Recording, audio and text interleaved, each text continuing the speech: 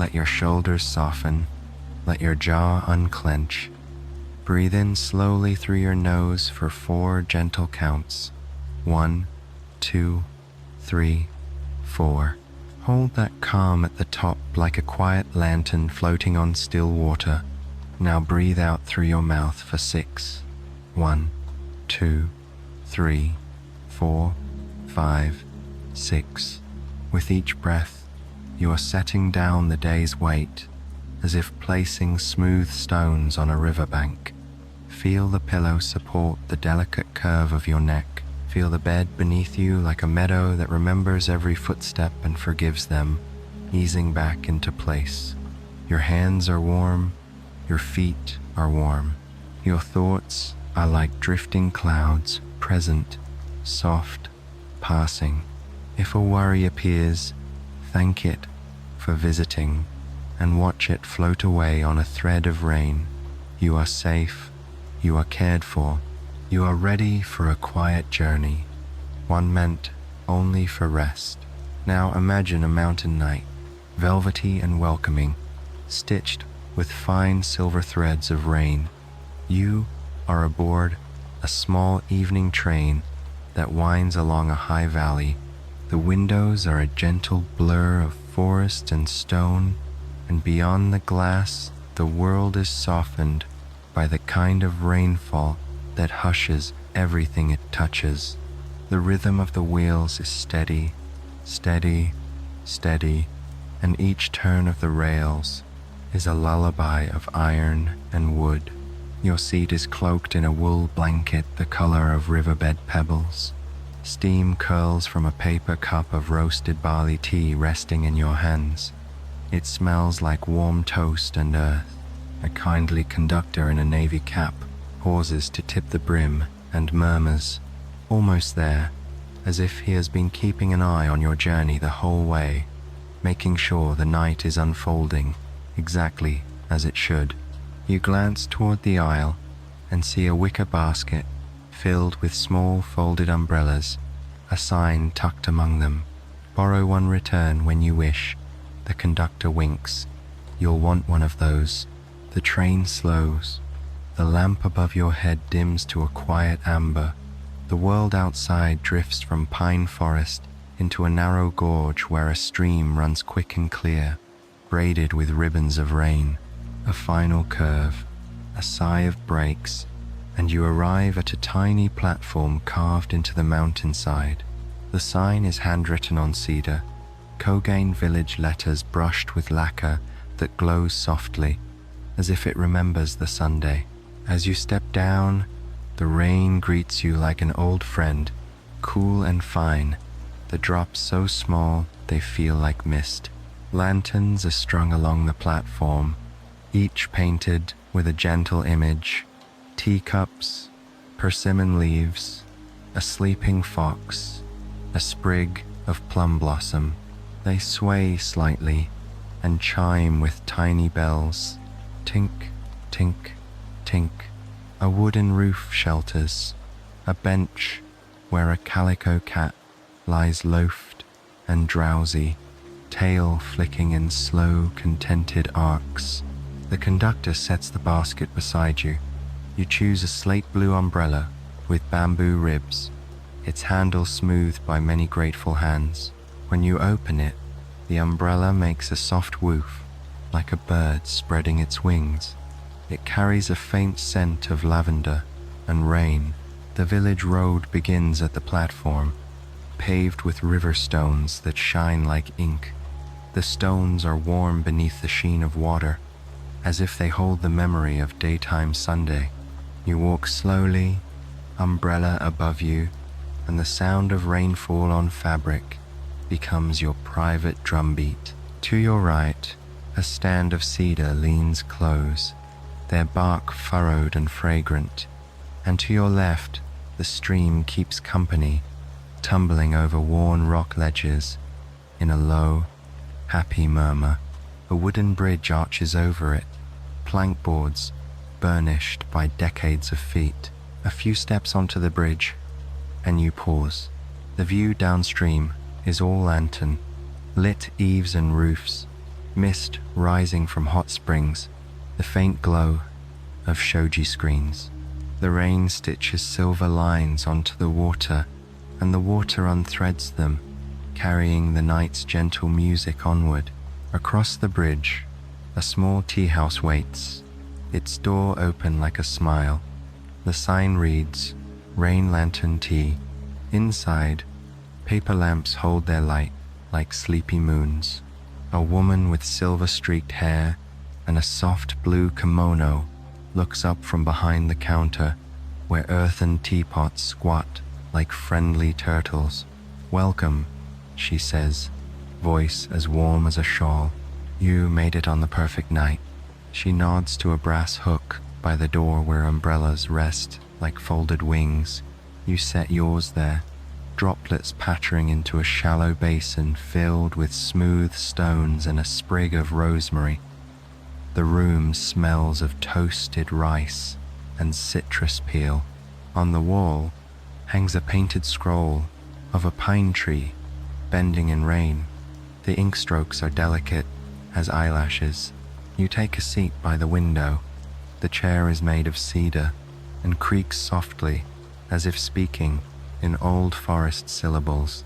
A small ceramic bell shaped like a cloud hangs from the window frame. It rings when rain-laden breezes pass only the faintest ting, like a memory of a bell. The tea house cat, a round fellow with cinnamon-colored ears, hops onto the chair across from you and tucks his paws beneath himself, eyes half-lidded. The proprietor brings a tray, a steaming pot of yuzu peel tea, a dish of honeyed ginger, and a tiny plate of sesame shortbread stamped with a wave pattern. The tea smells bright and comforting.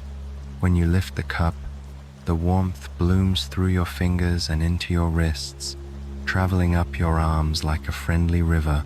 The woman introduces herself as Mori-san and settles into the quiet beside you, not to hover, but simply to keep you company in the pleasant way people do when evenings are long and rain is gentle. "If you follow the lane just beyond our tea house," she says, "you'll find the inn. Lanterns shaped like little boats will lead you. They float above the street, see?" You glance outside. Indeed, paper boats drift at shoulder height, suspended by invisible threads, rocking infinitesimally as raindrops kiss their roofs. The inn is called the Cedar Eaves. "We sent a message ahead with the train," she says with a smile, "so they'll be expecting you." The sesame shortbread crumbles with a crisp sigh. You sip the tea and feel your heart slow to the pace of the rain, to the pace of the stream, to the pace of the cat's contented breath. A trio of travelers at a side table, their clothes damp at the hems, quietly exchange stories of moss gardens and cloud-wrapped peaks. Their words are soft and round, the syllables drifting like feathers. A boy with a basket of chrysanthemums tiptoes in and sets a bunch on the counter. Their frost-white petals glow against the wood. Mori-san places a single bloom in a tiny vase on your table. "For brightness," she says. "Even rainy nights like to wear a flower." When the pot is empty and your shoulders have descended fully from the day, you retrieve your umbrella and bow your thanks. The rain meets you again with a friendly whisper. The paper boat lanterns bob ahead, leading you down a narrow lane lined with mossy stone walls. Here and there, old wooden gates open onto courtyards where potted maples, their leaves like small hands, collect beads of water on every fingertip. Wind chimes of porcelain and glass hang under eaves, their notes blending with the rain in a tender conversation. Somewhere, a shamisen practices a slow, careful melody, 2 or 3 notes repeated, then a thoughtful pause, then the notes again, as if the musician is teaching music to the rain itself. At the end of the lane, the Cedar Eaves Inn is waiting with its roofline like a sheltering wing. A carved cedar plaque gleams by the door, edges softened by years of touch. As you slide the door open, the scent of hinoki wood and freshly steamed rice reaches you. The entry is lit with lanterns painted with cedar boughs. The floorboards have that gentle give of old, well-visited places. An innkeeper appears, Mr. Sato, an elder, with a gentle gaze behind round spectacles. He bows with both hands folded. "Welcome home for the night," he says, and you feel the phrase land like a blanket over your shoulders. Your room overlooks the stream. Tatami mats make the air smell faintly of sun-warmed straw. A futon is laid with soft quilts, the color of early dusk. A tray waits by the window, a clay cup, a tiny teapot with a leaf-shaped lid, and a small bowl of plum-salted rice crackers. Mr. Sato shows you the call cord for hot springtime and a wicker basket with a cotton yukata folded inside, patterned with drifting cedar needles. "The bath is quiet now," he says, "and the rain makes it even more peaceful. But first, perhaps you'd like to listen?" He gestures toward the window. You kneel on a cushion and slide the shoji aside. The sound of the stream enters like a friendly guest, bringing cool, clean air. Raindrops stipple the water. Lantern reflections quiver, then smooth, then quiver again. On the opposite bank, a small shrine nestles beneath an ancient maple. A stone fox sits guard, its ears moss, capped, its expression endlessly patient. A tiny light flickers within the shrine, like a heartbeat. The rain is so fine it seems to float rather than fall, and in it the world looks nearer, kinder, as if the village has moved closer to tell you a secret. You change into the yukata. The cotton is soft and lightly scented with cedar sachets. Your feet slip into padded slippers that know exactly how far to bend without making a sound. You pour a cup of the room's tea, a roasted twig blend that tastes like campfire and cinnamon, and feel the warmth gently settle down your chest. The futon promises sleep, the bath promises warmth, the night promises gentleness. There is nothing to worry over here. Even the clock on the shelf chooses silence, with only a small paper crane perched atop it to mark the passage of time with stillness. Before you visit the bath, you open your journal to a blank page and write a single line. A rainy night in a hidden mountain village where everything knows how to be soft. You close the cover, tie the ribbon, and place it beside the cup. As you rise, the lantern outside your window brightens almost imperceptibly, as if it can sense your contentment and wishes to glow in agreement. You step back into the hallway. Somewhere deeper in the inn, water whispers over stone, inviting you onward. The rain nods against the eaves. You follow the sound, moving slowly, unhurried, knowing that the night has been arranged carefully for your rest, and that all you need to do now is breathe and walk and be. The hallway is quiet, its walls lined with cedar planks that glow honey gold under the lanterns. The air itself feels softened by steam drifting faintly through the wooden beams, carrying whispers of minerals and mountain stone. You walk slowly, the padded slippers making no sound against the polished floorboards, your cotton yukata swaying lightly at your ankles. Each step is measured, each breath a reminder that you are safe, sheltered, and welcome in this hidden village. At the end of the hall, a Noran curtain hangs indigo fabric painted with a white crescent moon and falling raindrops. The steam wafts more strongly here, beckoning you beyond.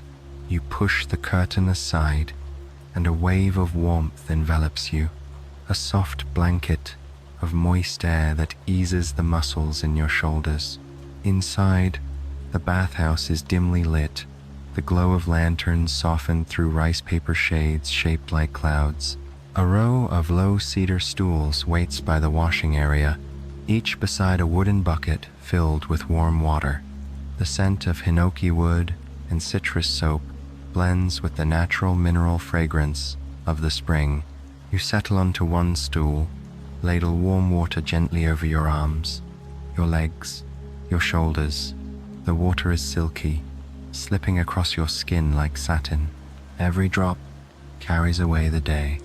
Every ripple leaves behind a quiet calm. When you are ready, you step toward the outdoor pool. The sliding door opens, and cool rain mist greets you, brushing against the warmth of your skin like soft contrast. Before you, the hot spring stretches in a smooth basin of natural stone. Steam rises in gentle curls, drifting upward until it dissolves into the night air. The sound of rain patters gently against the leaves of cedars overhead, mingling with the faint burble of the spring's source water trickling down the rock face. You lower yourself slowly into the pool.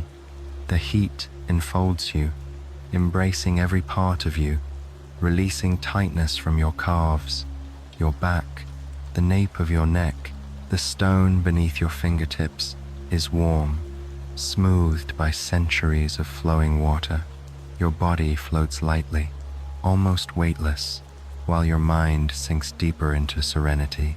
Above, the branches of ancient cedars lean together, forming a canopy that sways under the rain.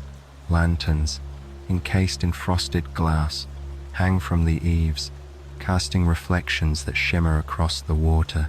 Every raindrop that meets the surface creates a fleeting ring of light, like a secret message written in liquid silver. From somewhere close by, the voice of the innkeeper drifts softly. Long ago, travelers believed the rain here carried the dreams of the mountain itself. They would bathe beneath it, and the mountain would share gentle visions with them through the steam. His voice is hushed, almost like a lullaby, and then it fades again, leaving you alone with the water and the sky. You rest your head against the warm stone edge. The yukata lies folded neatly nearby, and your skin is kissed by a fine mist as the rain brushes your cheeks and forehead. You close your eyes and simply listen. The cadence of droplets on cedar leaves, the low murmur of water through stone channels, the faint sigh of wind in the mountain gorge.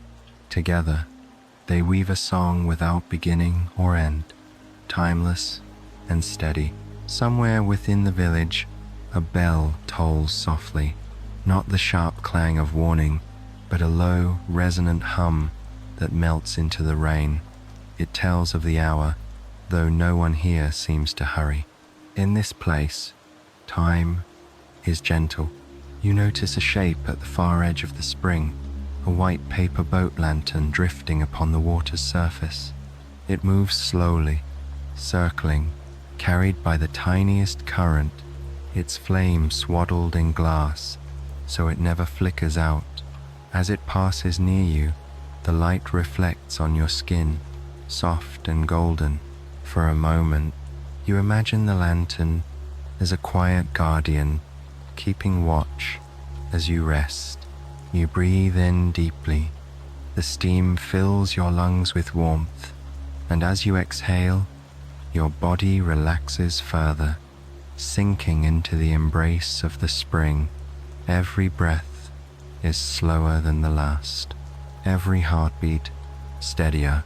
After a time, minutes or perhaps an hour, it's impossible to say, you rise gently from the water. A cotton towel, warmed on a cedar shelf, waits for you. Its fibers are soft, comforting, smelling faintly of mountain herbs. You wrap it around yourself, and the cool kiss of rain on your skin makes the warmth feel even deeper, richer. Back inside, the changing room glows with soft lantern light. A wicker basket holds fresh slippers, and another yukata, this one patterned with drifting raindrops, is folded just for you. You slip into it and feel the cloth embrace your skin like a lullaby you can wear. As you leave the bathhouse, the inn's hallway seems quieter than before. The rain outside is steady, its rhythm a promise that the night is far from over. You return to your room, slide the shoji closed, and find the futon turned down, an extra quilt laid across it in case you grow cold. On the low table, a clay cup of warm milk with a touch of honey waits, steam curling lazily upward. A handwritten note sits beside it. Rest well, the rain will watch over you. You sip the honeyed milk. Its sweetness is delicate, soothing, and it coats your throat with warmth. You set the cup down, curl onto the futon, and listen once more to the stream outside. Its voice soft and tireless. Rain falls, water flows, and lanterns glow. Your eyes grow heavy. The blanket cradles you like a cloud. The world narrows to warmth and water and rain. And in this hidden mountain village, on this gentle rainy night, you drift toward dreams that carry you deeper still. Morning comes softly in the hidden mountain village. The rain has not ceased, but it has grown gentler, like the lightest veil draped across the rooftops. When you open your eyes, you find the futon still warm beneath you, and the room washed in a gray-blue glow, filtered through the shoji screen. The steady sound of raindrops is unhurried, patient, soothing. A small knock sounds at the door. When you slide it open, a tray awaits, placed neatly on the floor, as if by unseen hands. On the tray sits a steaming bowl of rice porridge, scented with ginger, pickled plums, arranged like red jewels, and a small teapot releasing the fragrance of roasted green leaves. A handwritten note is tucked beside the bowl. Eat slowly, and let the rain keep you company. You take your time with the meal. The porridge is warm, smooth, filling. The plums brighten each bite with a gentle tang. Each sip of tea lingers with a roasty sweetness that spreads warmth from the chest outward. With every swallow, you feel nourished, not only in body but in spirit. After breakfast, you step into the yukata once more, sliding your feet into soft slippers. When you open the door to the veranda, the village is waiting, freshly washed in morning rain. The umbrellas you borrowed still rest in the stand, dry now, their bamboo handles polished with care. You choose the slate blue one again, the same companion from last night, its lavender scent faint but still present. The air outside is cool, touched with the perfume of cedar and wet stone. Mist curls between the rooftops like slow-breathing dragons, and the sound of rain on lanterns, on mossy tiles, on flowing water creates a harmony that feels older than the village itself. You wander along the narrow streets. Each lane is lined with wooden houses, their eaves stretching low as if to listen to the rain. Paper lanterns hang from every doorway, painted with symbols of simple, happy things. Sparrows, teacups, persimmons, waterfalls, crescent moons. The lanterns glow warmly, their light bouncing off wet cobblestones. Every puddle carries the world upside down in golden reflections. You pass a small shop where wind chimes are strung from the beams. Porcelain bells shaped like morning glories sway gently, their tones delicate and pure, blending with the patter of rain. The shopkeeper, a woman with kind eyes and an apron dotted with indigo dye, notices you and smiles. She gestures for you to step inside.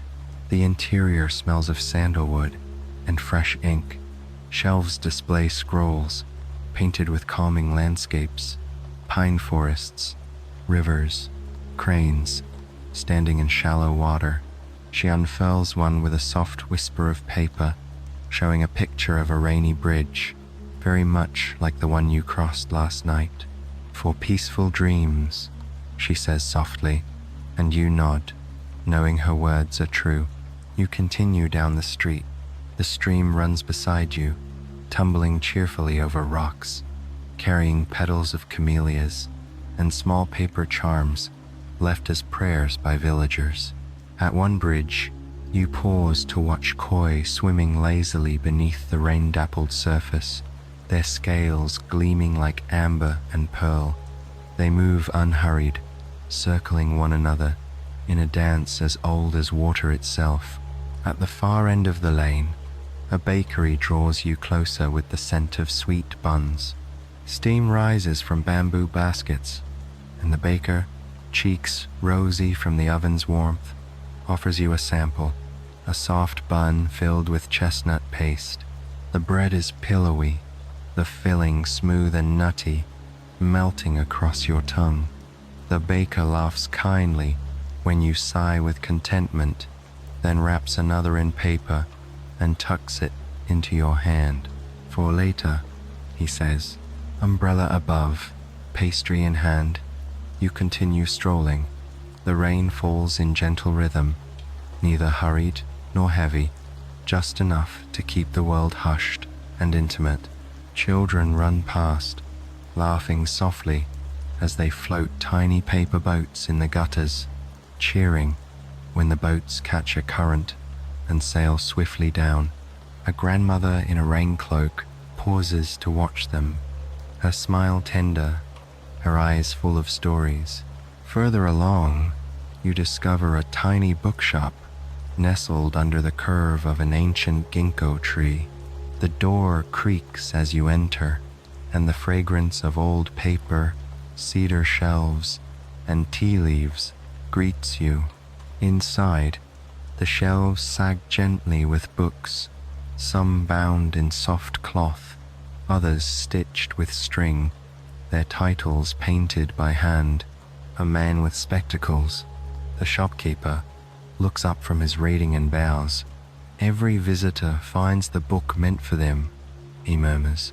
He gestures toward a low table where a single volume rests open, its pages filled with watercolor sketches of mountain paths, moonlit rivers, and rain-draped villages. As you lean closer, you realize the sketches look remarkably like the journey you are on now. It feels as if the book has been waiting, recording your steps before you even took them. The shopkeeper closes the book gently and ties it with a silk cord. He places it in a cloth pouch and presses it into your hands. "Take it," he says softly, "as a companion. It will remind you of the calm you carry." You thank him with a bow and step back into the lane. The rain greets you again with its constant whisper. Lanterns sway gently. Cats lounge under eaves, tails curled around themselves like commas in a sentence too peaceful to end. The world feels whole, balanced, and utterly safe. As you return toward the inn, paper boat lanterns once again drift at shoulder height, guiding you. You carry the cloth pouch with the book tucked against your side, the chestnut bun warm in your pocket, and the sound of rain steady above. The Cedar Eaves Inn awaits, glowing quietly at the lane's end. The thought of rest calls to you again, but so does the promise of more gentle wandering yet to come. For now, you step inside, fold your umbrella, and let the warmth of the inn's air wrap around you. The inn welcomes you back as though you had never left.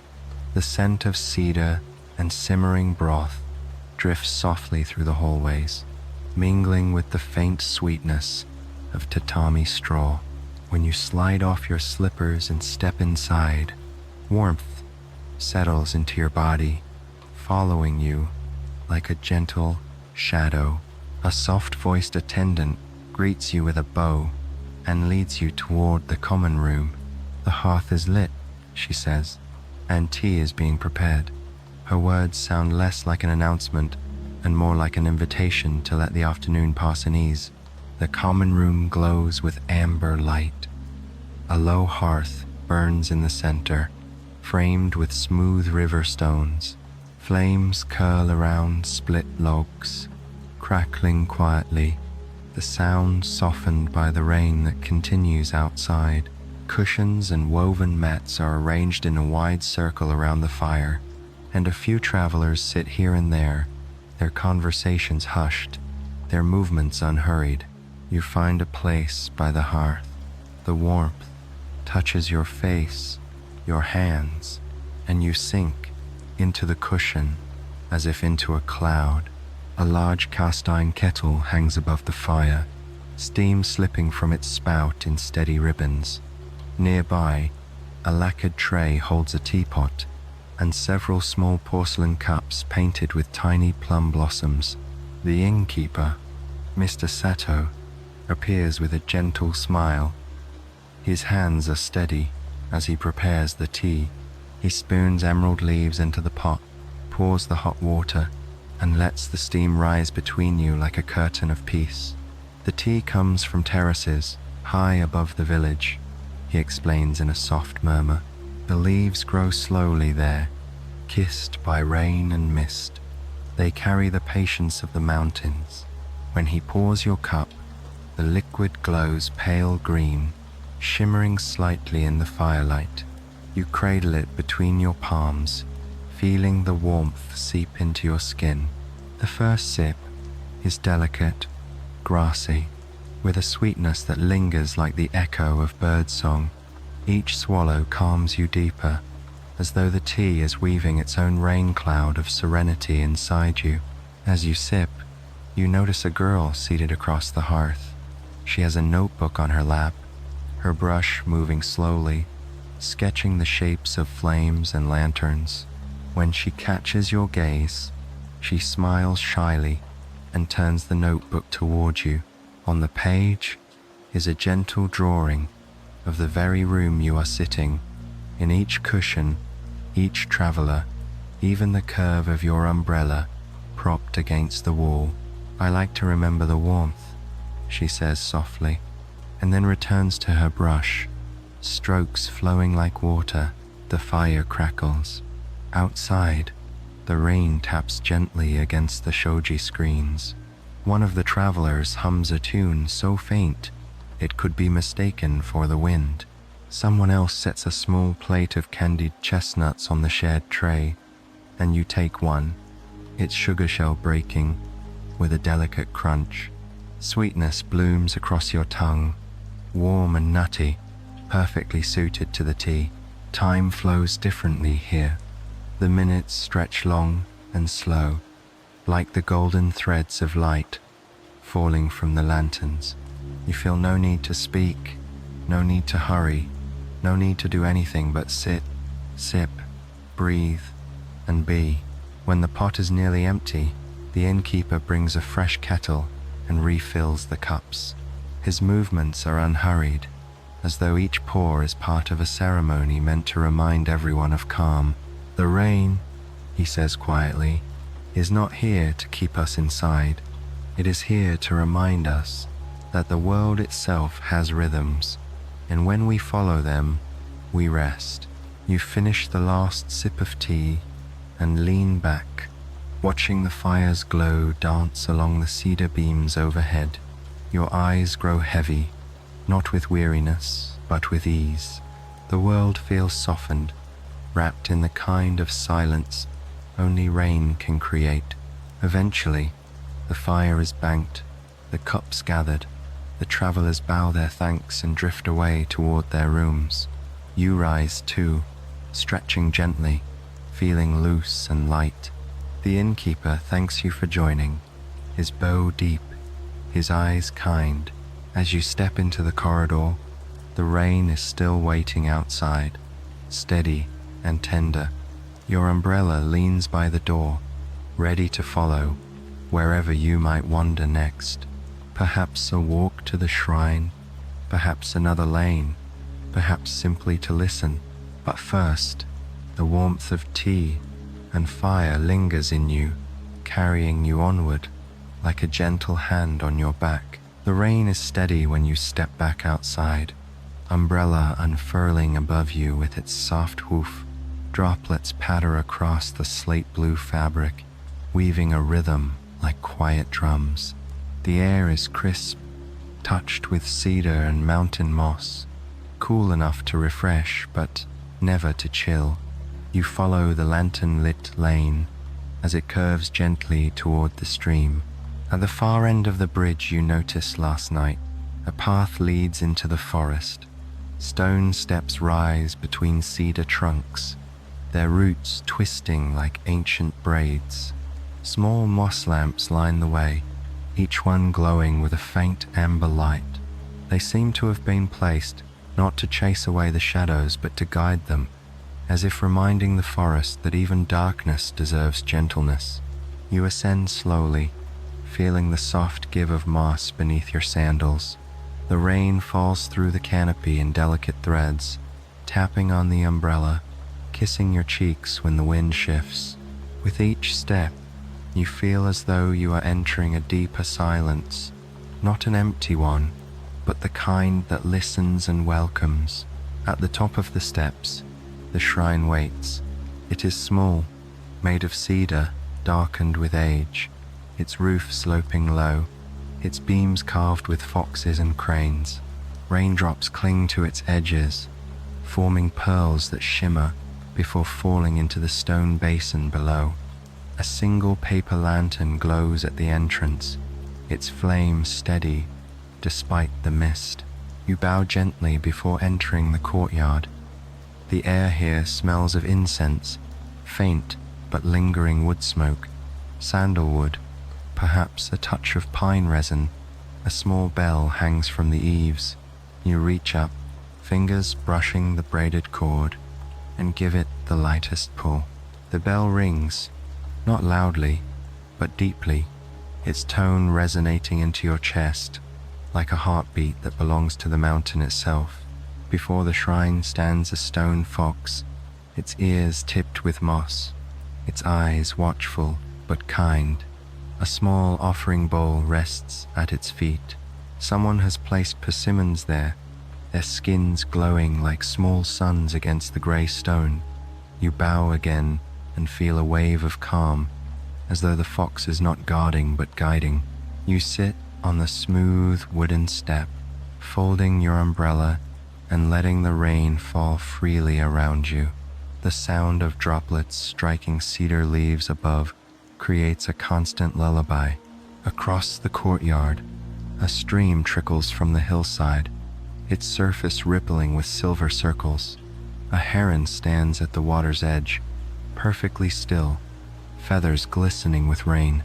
It does not startle, does not move, simply exists with you in the same rhythm. After a time, an old monk emerges from a side path. His robe is simple, patched with many shades of brown, like a quilt made of autumn leaves. His head is bowed, but when he notices you, he smiles, lines of kindness folding his face. He carries a broom of twigs and begins sweeping rainwater from the shrine's steps, not hurried, not for cleanliness alone, but as though sweeping is itself a prayer.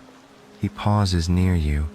The rain has a way of teaching patience, he says softly. His voice is low, roughened by age, but warm.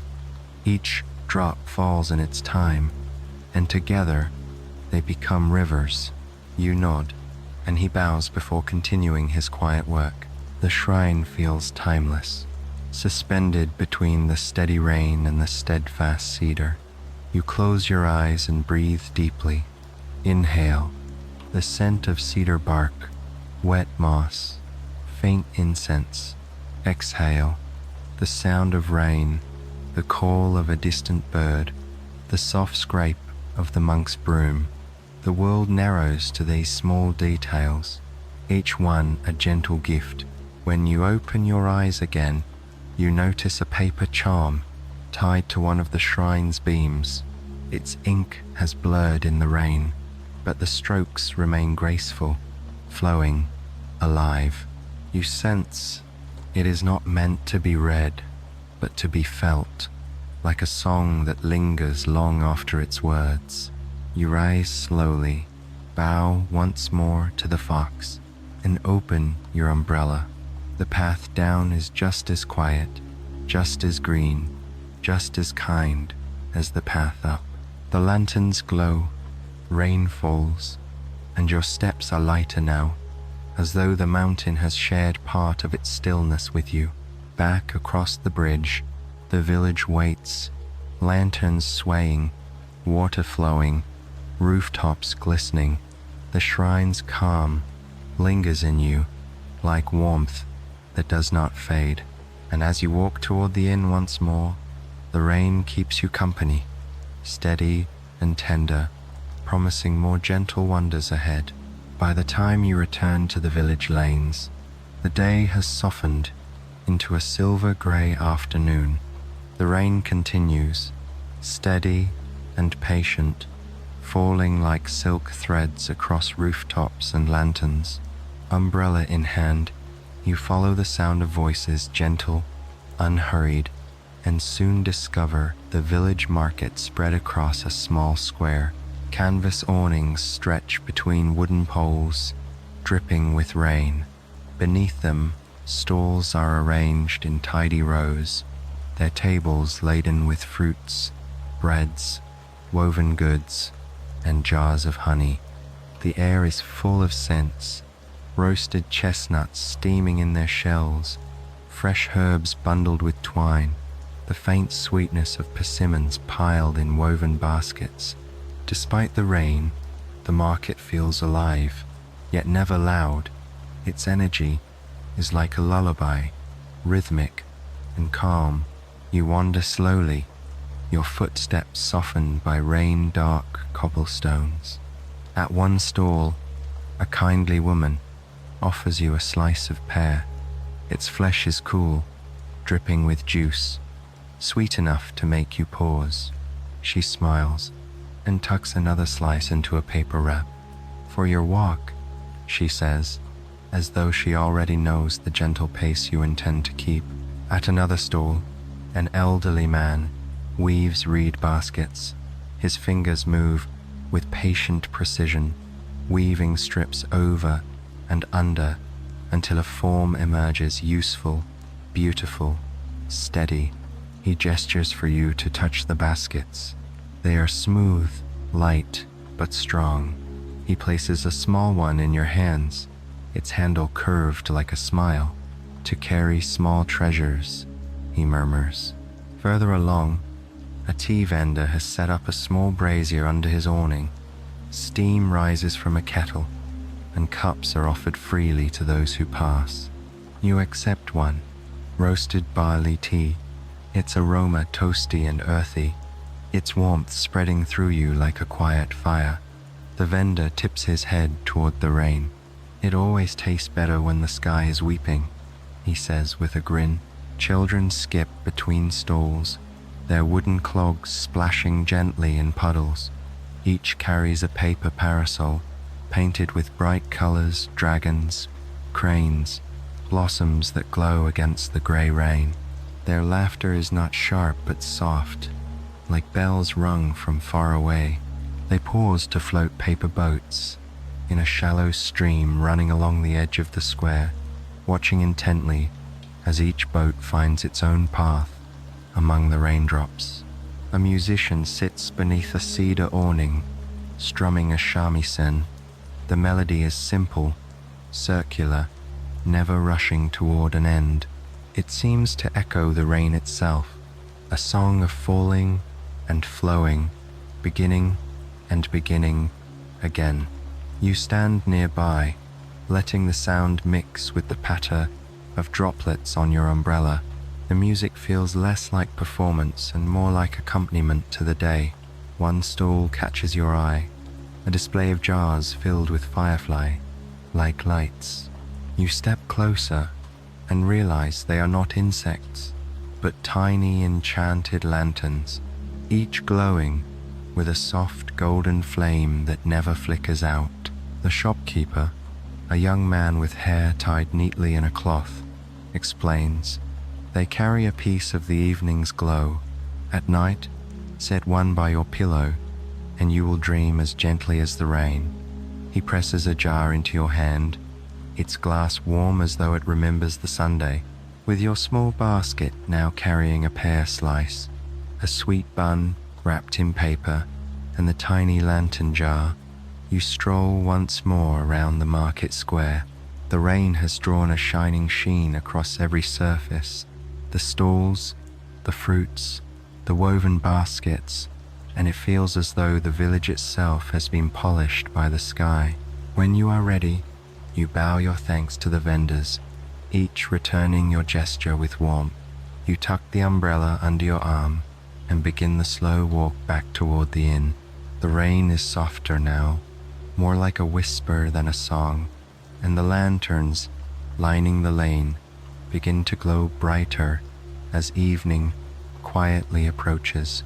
Back at the cedar eaves, the entry lantern is lit.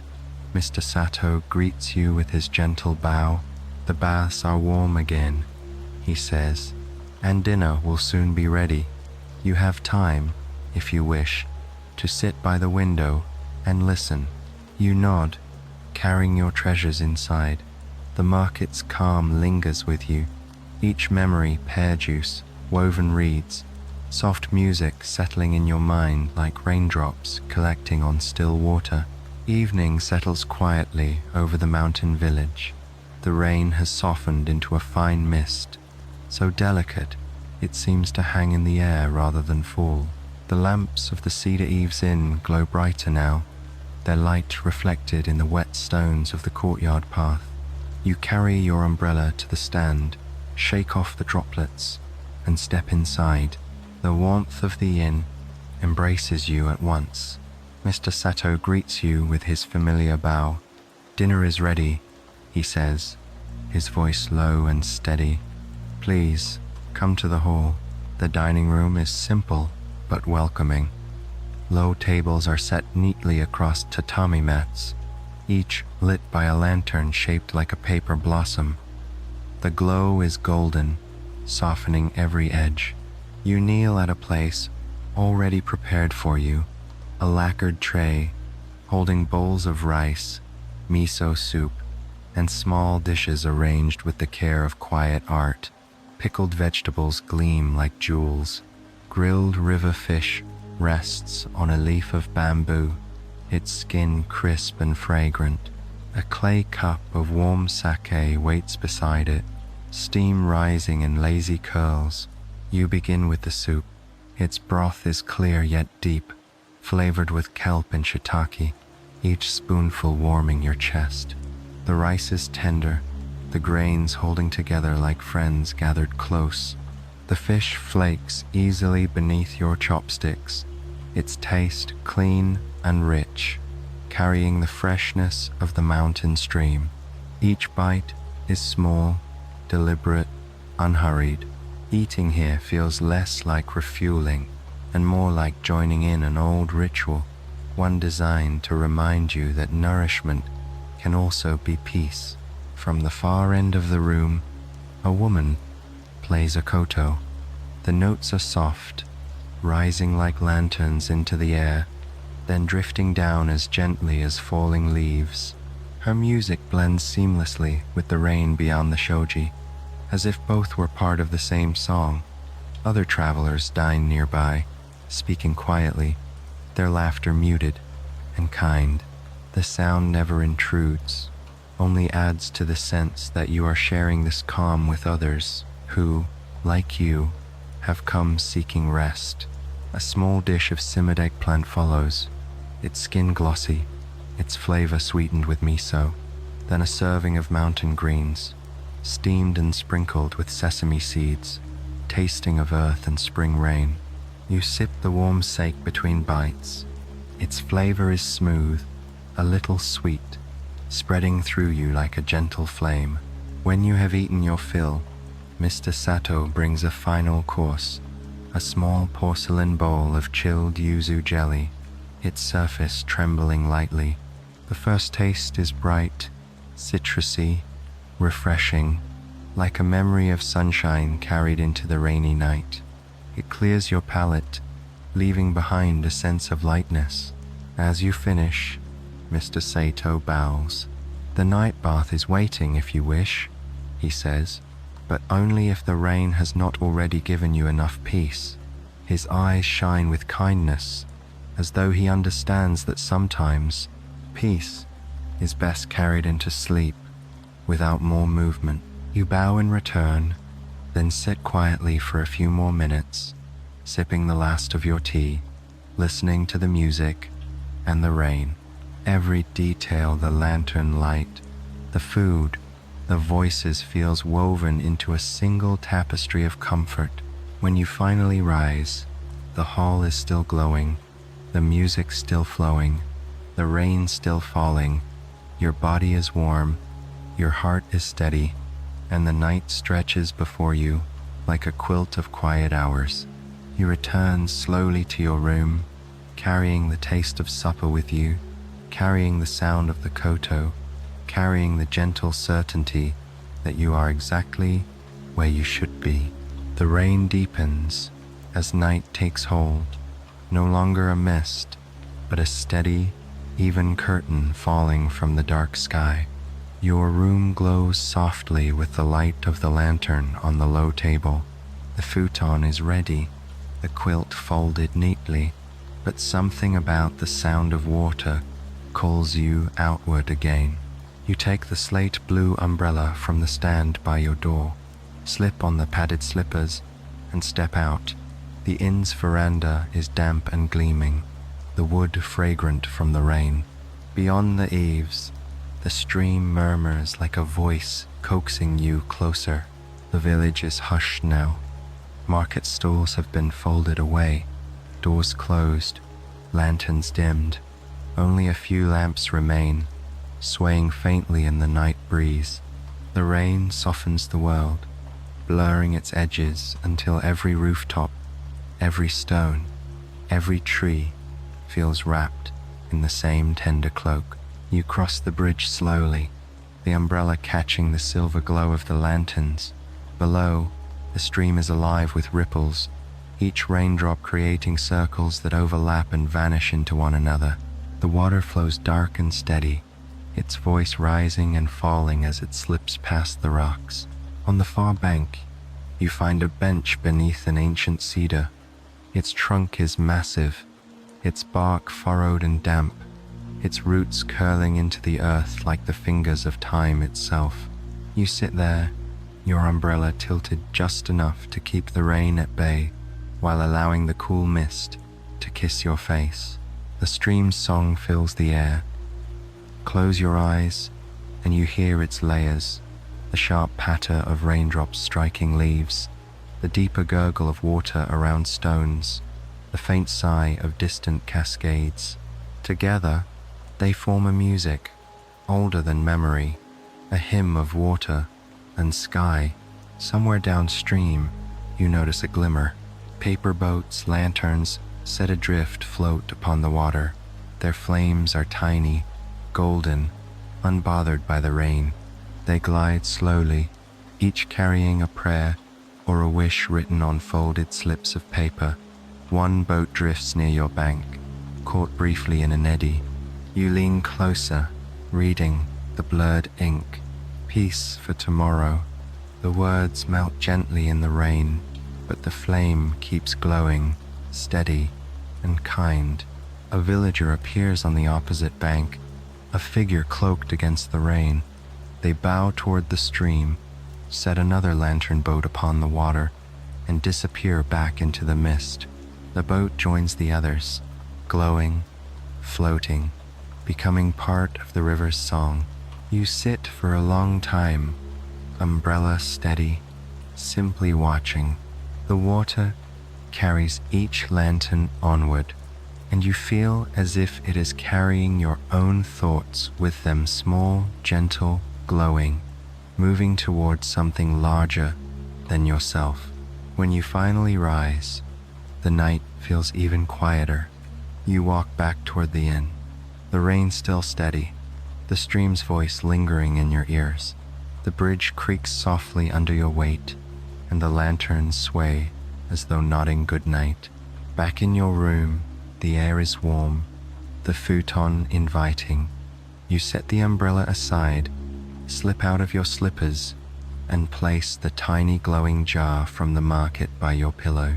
Its golden light is soft, like a heartbeat beside you. As you lie down beneath the quilt, you hear the streams murmur through the shoji, the rain against the eaves, the faint glow of the lantern by your bed. Together, they weave a lullaby, and as your eyes drift closed, you carry the river's calm with you into dreams. The night stretches long, but it is never heavy. Rain continues its steady song on the rooftops, on the cedar leaves, on the lantern glass. You lie beneath the futon, your body cradled by its softness, the tiny glowing jar from the market casting a golden circle by your pillow. That light seems to breathe with you, dimming and brightening in a rhythm as slow as sleep itself. When your eyes finally close, dreams arrive not with abruptness, but like a door sliding open on silent rails. You find yourself once again in the village, but this time the rain feels even softer, as though it has become part of the air you breathe.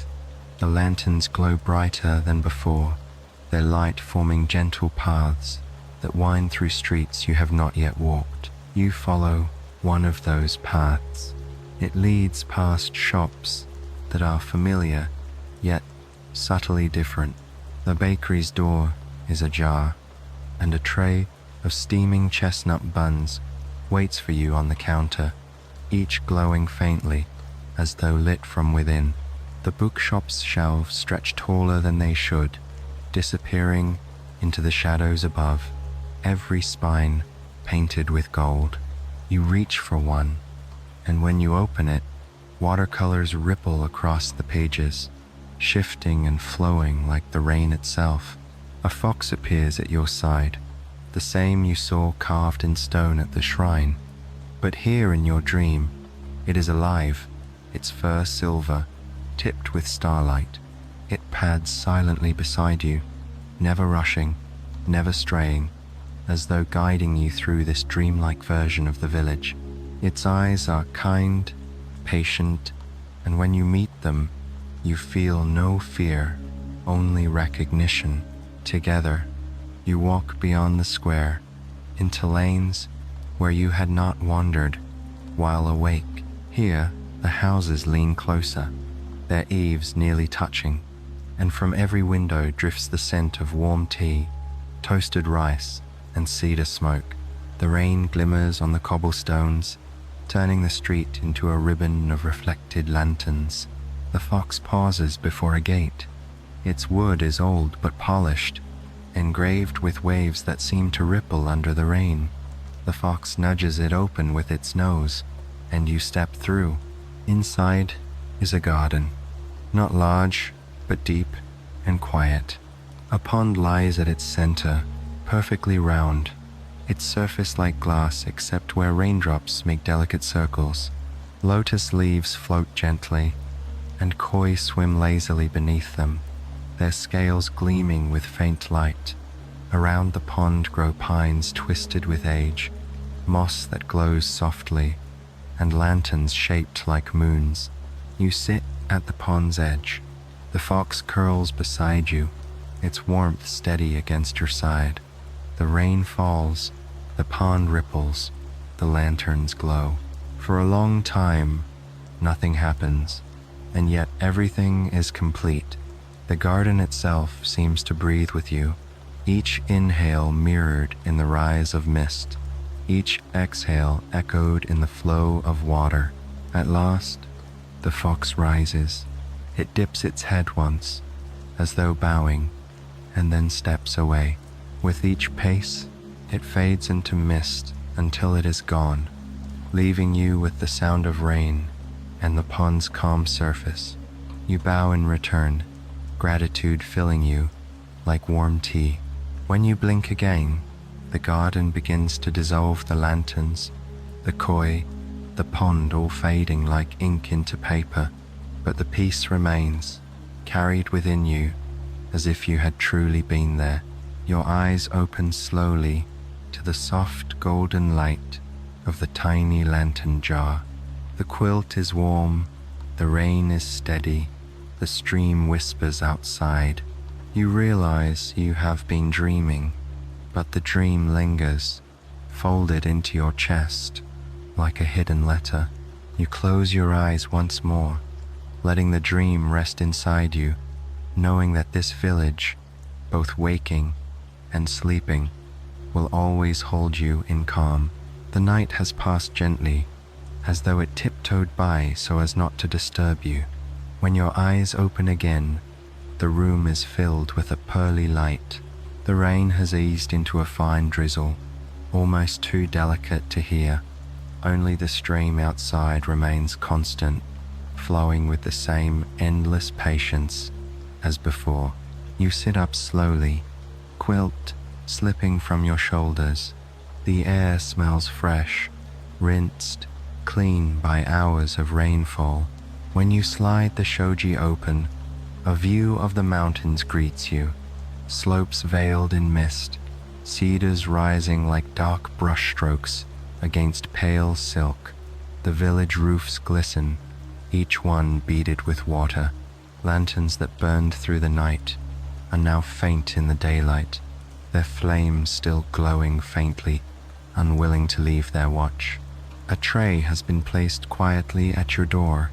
Breakfast, steamed rice, a slice of grilled salmon, a soft omelette folded neatly, and a small bowl of miso soup. Alongside it, a wedge of melon, green and sweet, glistening with dew.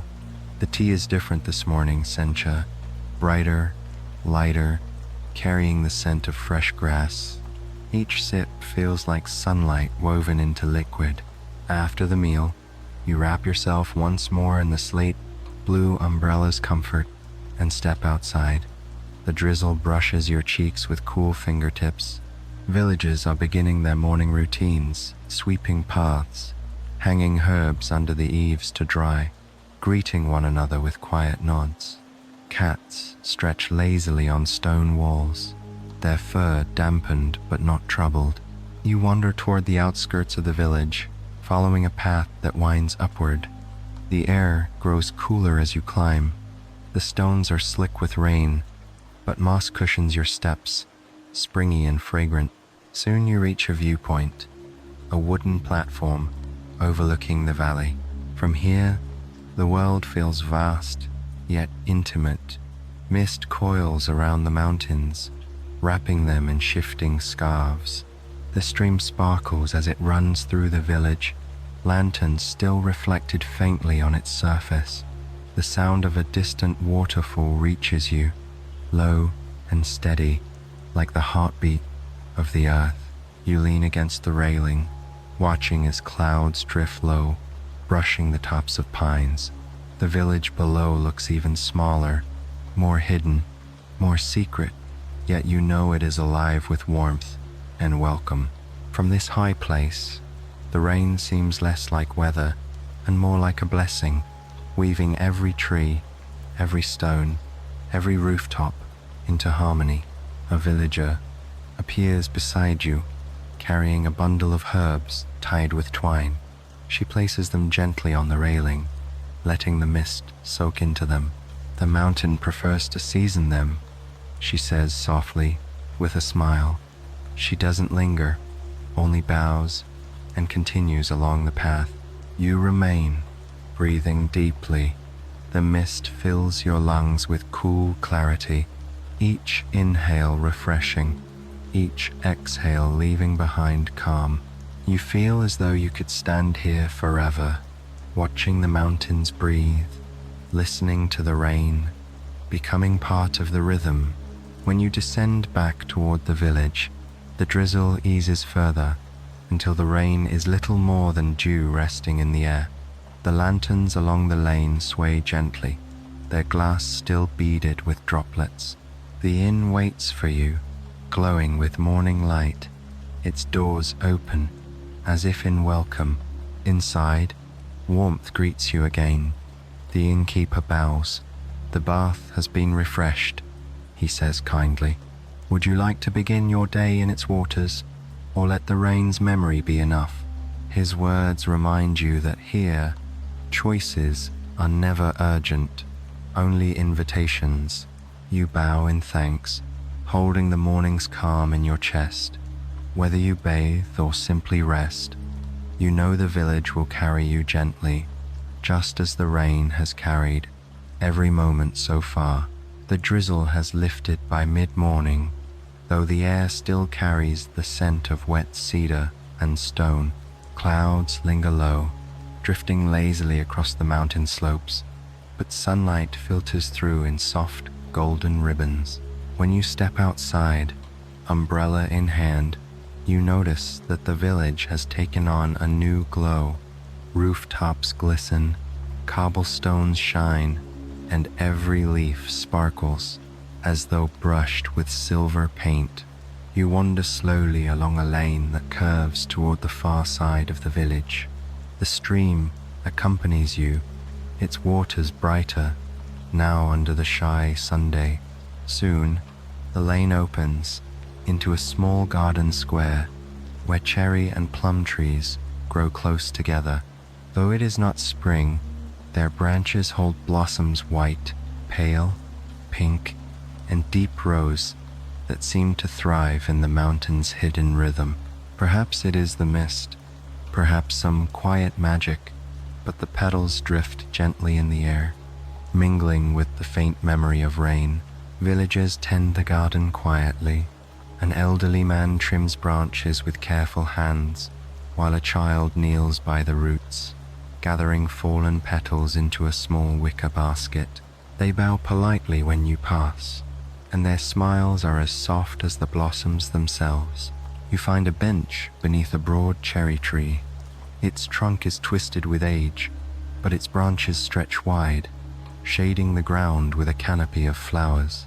When a breeze stirs, petals drift downward in slow spirals, some landing on your shoulders, others on your umbrella, each one a gentle touch. The air smells faintly sweet, like honey diluted in clear water. From nearby comes the sound of a bamboo flute. A young musician sits cross-legged by the stream, playing a tune that is neither loud nor intricate, but circular, repeating, calm. The melody blends with the flow of water and the rustle of blossoms, becoming part of the garden's atmosphere. You close your eyes and let it drift through you, a song without beginning or end. Beside you, a villager sets a small tray on the bench. On it rests a porcelain cup of sakura tea hot water poured over salted cherry blossoms. The petals unfurl in the steam, their pink threads swaying like underwater dancers. You sip slowly. The taste is delicate, a little floral, a little salty, and very soothing. Children arrive carrying paper kites painted with foxes, cranes, and carp. They run softly across the square, their laughter like distant bells. The kites lift easily in the breeze, trailing ribbons that ripple against the blossoms. The sky above is pale and shifting, and the kites seem to stitch it together with invisible threads. After a while, you rise from the bench and stroll further into the garden. A stone path curves through a grove of plum trees, heavy with blossoms. Some petals float on shallow pools where koi swim, their mouths breaking the surface now and then in slow, unhurried circles. You pause at one of the pools, watching the fish glide under a blanket of petals. The sight feels like a dream, painted in watercolor. At the far edge of the garden stands a small pavilion. Its roof is tiled with moss, and inside rests a single bell. You strike it gently. The tone is clear, resonant, rolling out into the misty air. The blossoms seem to shiver in response, the petals falling more freely for a moment before settling once again. You linger in the pavilion, sipping the last of your tea. The view of the village rooftops framed by blossoms feels like a painting, quiet, eternal, balanced. When you leave, the garden bows you out with one final breeze, scattering petals across your path. You follow the lane back toward the inn, carrying the fragrance of blossoms with you, carrying the sound of flute and bell, carrying the soft weight of peace. The Cedar Eves Inn waits as always, warm and constant. The rain has paused, but the village remains wrapped in its afterglow, every surface shining, every petal whispering. By afternoon, the mist drifts higher, lifting slowly from the village rooftops to gather around the mountain peaks. The air is cool and damp, but a gentle clarity spreads through the streets, as if the rain has polished every stone, every lantern, every leaf. You wander without hurry, guided by the rhythm of your own steps. Past the garden square, a narrow alley beckons. It is lined with wooden beams strung with paper charms, their inked prayers blurred softly by rain. At the end of the alley stands a heavy wooden door, nearly hidden behind ivy and moss. A small sign, carved into cedar, hangs above it, "The Quiet House."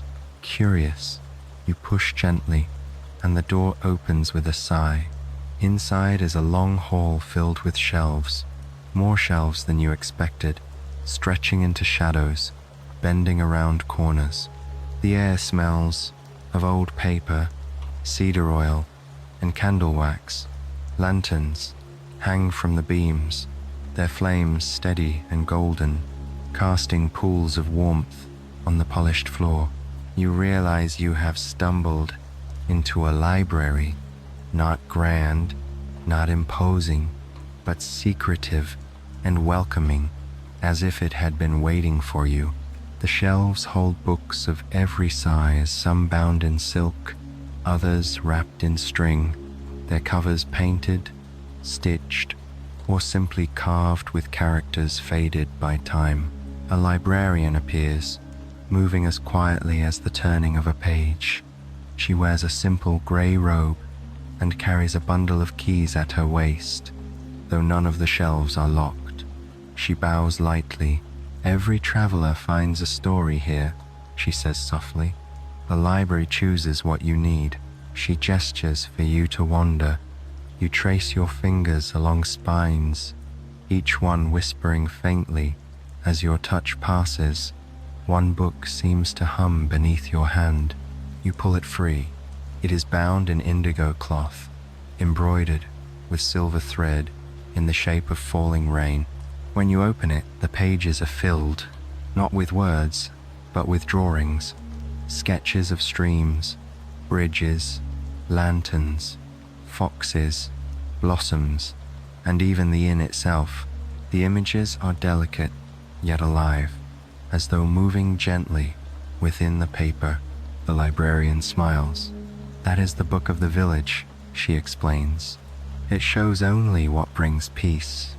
Sometimes, what you see within it is what you have already known. Sometimes, it shows what you are about to discover." You linger over one page, an illustration of the cedar shrine, with a small fox sitting at its gate. The fox's eyes glimmer faintly with gold ink, and you feel again the calm you carried from that place. You close the book, tying its silk cord. The librarian bows again. "It may accompany you, if you wish. Books here are not owned. They only travel with those who listen." You thank her, slipping the volume into your small reed basket. She leads you further into the hall, where low tables are scattered with cushions. A few villagers sit there, reading silently, the sound of turning pages like raindrops on paper. At the corner of the room, A teapot steams gently beside cups of porcelain. You pour yourself one. Chrysanthemum tea, floral and faintly sweet. Its fragrance fills you with quiet focus as you sit cross-legged and leaf once more through the book. The room is so still that you hear every small sound, the rustle of a sleeve, the sip of tea, the scratch of a brush, as someone writes notes in a narrow journal. Yet the stillness is never heavy. It is the stillness of a world wrapped in safety, a silence that listens. After some time, you close the book and place it back in your basket.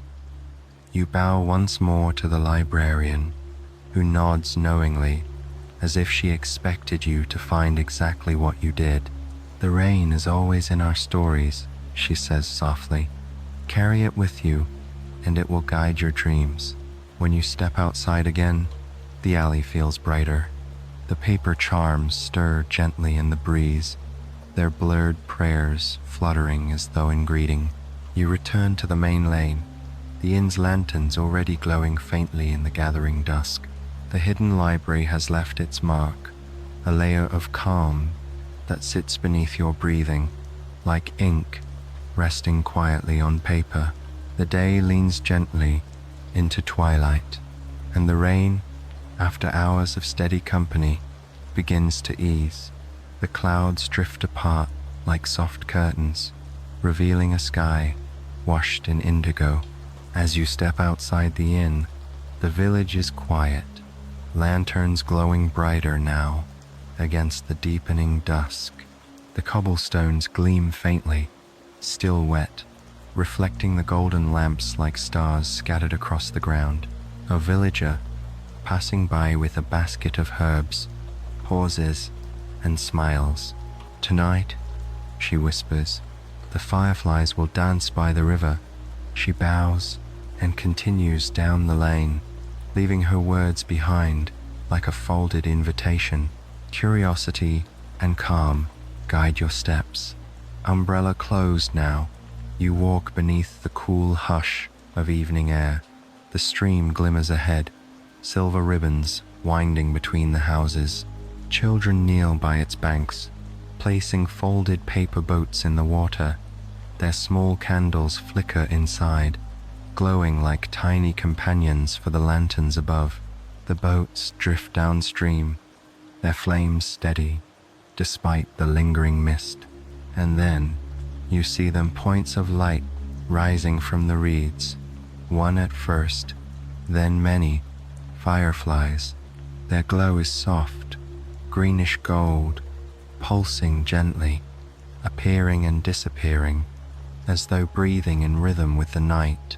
They drift above the water, hover among the cedar roots, twinkle between branches. The stream itself seems alive, with stars that have chosen to visit the earth. You sit on a stone bench near the bank. The air smells of damp earth and river grass, touched with faint sweetness from blossoms still clinging to branches. The fireflies move slowly, deliberately, never hurried. Their glow reflects on the stream, doubling their number, until it seems as if the water is carrying them downstream like a procession of stars. A boy sits beside you, holding a bamboo cage with its door open. Inside, 2 fireflies glow faintly. He looks up at you, eyes bright in the lantern light. "I only borrow them," he says, earnestly. "Tomorrow, when the rain comes again, I let them fly home." He releases one gently, and you watch as it drifts upward, its glow mingling with the others until you can no longer tell which was his. The soft melody begins, someone nearby playing a flute. The notes are thin, tender, floating above the stream, as lightly as the fireflies themselves. The children hum along, their voices barely louder than the flowing water. The whole scene feels like a lullaby, stitched together by lanterns, river, music, and glow. As darkness deepens, the fireflies grow bolder. They rise higher, filling the air with scattered sparks of light. Some settle briefly on your sleeve or umbrella, glowing against the fabric before lifting away again. Each touch is gentle, like a whispered blessing. You close your eyes for a moment and simply listen. The flute's distant notes, the water's steady murmur, the soft laughter of children, the heartbeat rhythm of fireflies pulsing around you. The world feels suspended, weightless, timeless. When you open your eyes again, the stream is a ribbon of living light. The boats still drift, carrying their tiny flames, while the fireflies weave patterns above, as if stitching sky and water together. Eventually, the villagers begin to leave, bowing to one another, their footsteps fading along the stone path. The children gather their baskets and kites, their voices trailing off into the night. Yet the fireflies remain, glowing quietly, unbothered by time. You rise from the bench, bow softly to the river, and return to the lane. The inn glows ahead, warm and waiting, its lanterns steady in the night. Behind you, the fireflies still dance, carrying the evening's peace with them. And as you step back inside, sliding the shoji closed, you feel their light has followed, glowing within you, soft and eternal. Night has fully embraced the village, and with it comes a quiet anticipation. The rain has ceased at last, leaving the cobblestones glistening as though each one has been polished by the sky. From every doorway, lanterns are being lit round, square, boat-shaped, and painted with delicate scenes of cranes, waves, plum blossoms, and foxes. Their warm glow gathers into a constellation that belongs only to the village, one that will never appear in the sky, but will always live in memory. Mr. Sato meets you at the inn's entryway, bowing gently. "It is the night of lanterns," he says, his voice reverent. "Please, join us by the river." He hands you a small lantern of your own, its paper painted with cedar branches. A brush rests beside it, and he gestures. "You may write a wish." The river carries them kindly. You sit at a low table in the inn's courtyard. The lantern is cool beneath your hands, its paper faintly textured. You dip the brush into ink and pause. The village has given you so much already: calm, warmth, and rest. What else could you ask for? And yet, as the brush touches paper, words appear. "May peace linger, like rain upon cedar leaves." You set the brush down, letting the ink dry into the fibers. Villagers gather along the stream. Each carries a lantern, and together they look like a procession of stars walking the earth. Children hold theirs high, their laughter soft, while elders cradle theirs carefully, as though holding an old friend.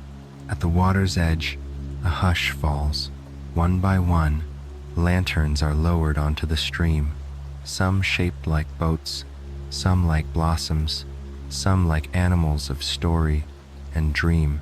The current accepts them gently, carrying them downstream, their lights reflecting in endless ripples. Soon the river is a golden ribbon, shimmering beneath the indigo sky. You kneel at the bank, place your cedar branch lantern onto the water, and let it go. For a moment, it rocks uncertainly, then steadies, drifting into the procession. You watch it join the others, its glow indistinguishable, but still uniquely yours, part of the whole yet carrying your quiet wish. Music begins, not sharp or loud, but a soft chorus of flutes, shamisen, and drums played so gently they echo the rhythm of rain. The villagers hum along, their voices low, weaving with the instruments, until it feels as if the river itself is singing. Fireflies rise again from the reeds, their lights mingling with the lanterns, as though the sky has descended to walk beside the water. You sit back on your heels, hands resting in your lap, and simply watch. Lantern after lantern floats by, each carrying a story, a prayer, a memory. The river knows them all, and it whispers in return. Time seems to dissolve. There is no beginning, no end, only the steady drift of light, the steady song of water, the steady pulse of peace. When at last the stream carries the lanterns beyond sight, the villagers bow to one another and begin to disperse. No one seems sad. Instead, their faces glow with calm, as though they know the lanterns are still burning somewhere downstream, carrying wishes into the wide world. You return to the inn slowly, the night air cool and fragrant. Above, clouds have parted enough for stars to show, scattered like small lanterns of their own. The memory of the river lingers in your chest, glowing as softly as the light that drifted away. Inside your room, the futon is turned down once more, quilts waiting, lantern glowing. You slip beneath the covers, hearing still the faint hum of music, seeing still the golden river of light. Your breath slows, your eyes grow heavy, and you carry the festival's peace with you into rest. Morning returns with a gentleness that feels almost like a whisper. The rain has lifted completely now, leaving the air cool, clear, and washed clean. Sunlight drapes itself across the rooftops of the hidden village, soft as silk, and the stream sparkles as though thousands of tiny lanterns are still floating upon it. You rise slowly, quilt slipping away, your body still carrying the weightless calm of the night before. The small glowing jar by your pillow has dimmed, its work complete, though a faint warmth lingers in the glass. When you slide open the shoji, the view greets you like an old friend. Cedar trees glistening, moss shining bright green, mist rising from the mountainside in ribbons. A tray of breakfast has been set discreetly at your door. Rice steamed to fluff, miso soup with ribbons of wakame, and slices of pear arranged like pale moons. A pot of tea rests alongside, its steam curling in the air. You eat slowly, each bite tasting brighter, cleaner, perhaps because the rain has left everything new. Later, Mr. Sato meets you at the entryway of the inn. His bow is deeper this time, and his voice carries a quiet kindness. "The mountain thanks you for listening," he says softly. "You will always be welcome here." He hands you your umbrella, its bamboo handle polished and familiar. The village is calm as you step into its morning light. Children chase one another along the cobblestones, their laughter clear and bright. Shopkeepers sweep rainwater from their thresholds, pausing to smile as you pass. Cats lounge in patches of sun, tails flicking lazily. The air is filled with scents, steamed buns, cedar smoke, and the sweetness of blossoms still lingering on the trees. You cross the wooden bridge one final time. The stream flows beneath, alive and endless, carrying memories of rain, lanterns, and dreams. You pause there, umbrella folded at your side, and breathe deeply. The sound of water mingling with the last drops, falling from cedar branches, feels like a farewell blessing. At the small platform, the train waits, its windows glowing gently. The conductor tips his cap, the same kindly smile on his face. The wicker basket of umbrellas rests by the steps. You fold yours carefully, place it inside, and bow. For a moment, you rest your hand on its bamboo handle, as though leaving behind not just an umbrella, but the memory of every step you took under its shelter. When you step aboard, the train begins to move with a low, steady hum. Through the window, You watch the village recede. Rooftops, lanterns, the curve of the stream, the arch of the bridge. Mist gathers around it once more, as if the mountain is tucking the village back into secrecy until the next traveler arrives. You sit, wrapped in a wool blanket, a cup of barley tea warming your hands. The rhythm of the wheels blends with the memory of rainfall, with the laughter of children, with the glow of lanterns drifting downstream. Each sound, each image is woven together into a single tapestry of calm. And as the train carries you gently along the mountainside, you feel yourself drifting too, into rest, into stillness, into sleep. The world softens, the sounds fade, and the last thing you carry with you is the certainty that somewhere, in a hidden mountain village, the rain will always fall softly, lanterns will always glow, and peace will always wait for you. Sleep now, sleep deeply, sleep as gently as the rain.